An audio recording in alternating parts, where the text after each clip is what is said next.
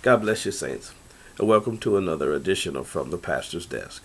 My name is Harry M. Ford. I'm the pastor of Imani Temple Christian Fellowship Church. Now, one of my favorite scriptures, or one of them, is Romans chapter 12, verse 1 and 2.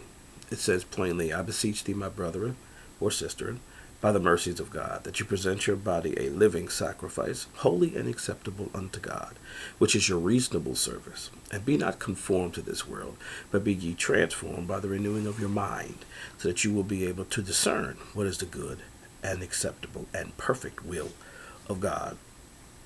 Let's see if we can look at this really, really quickly.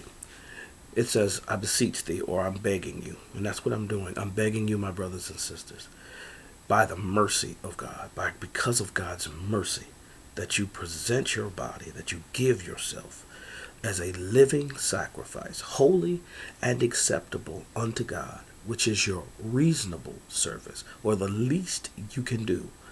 And then it says, be not conformed to this world, but be ye transformed by the renewing of your mind. Let's stop right there. It says, be not conformed to this world. And we as believers sometimes try to get so holy. My mama used to say, you get so heavenly bound that you're no earthly good. Some of us try to pretend like we've got it all together, but there's some conformity to all of us. I graduated from high school in 1986, so I grew up in the 70s and the 80s. And I dare say in the year 2011, if I fell in here with a jerry curl stuck to the side of my head, I would look funny. Everybody would look at me like I had lost my mind. Uh, so here's the thing: there is some conformity. We all conform. We can't dress like we did in 1986. We couldn't. We would look a little foolish. So we conform in our dress. We can't drive some of the same cars that we drove back in the 80s. And there's some things that are not the same. Now, the problem with conformity comes when conformity moves you away from the precepts and the mandates of God. Then you have an issue. As long as your conformity still stays within the mandates of God, then we're all going to be a conformist here and there in different areas of our lives. The glasses I have on my face were not the style in the 80s. I had the gazelle with the leather with the snake across the front of it, the big old glasses, and so we've always changed and we've always conformed. But when your conformity now conflicts with what God has said, then we've got an issue. So here's the thing: as long as you can understand your conformity, because it says, be not conformed, but be ye transformed by the renewing of your mind. Your nonconformity begins to transform your mind.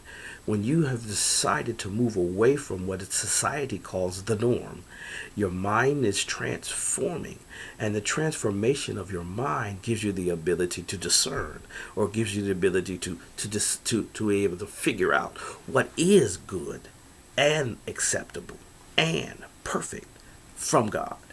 And that's why I said, tell the devil I've changed my mind. I don't want to live like I used to live. I don't want to do the things I used to do. I've changed my mind. I want to live better. It's let this mind be in you that's also in Christ Jesus. So today is the day I change my mind. I don't want to live like I used to live. I want to live better. I want to live holy. I want to go to the next level. God is waiting for you. That's what he's doing. People always act and say, "I found God." Well, God was never lost, so you didn't find him.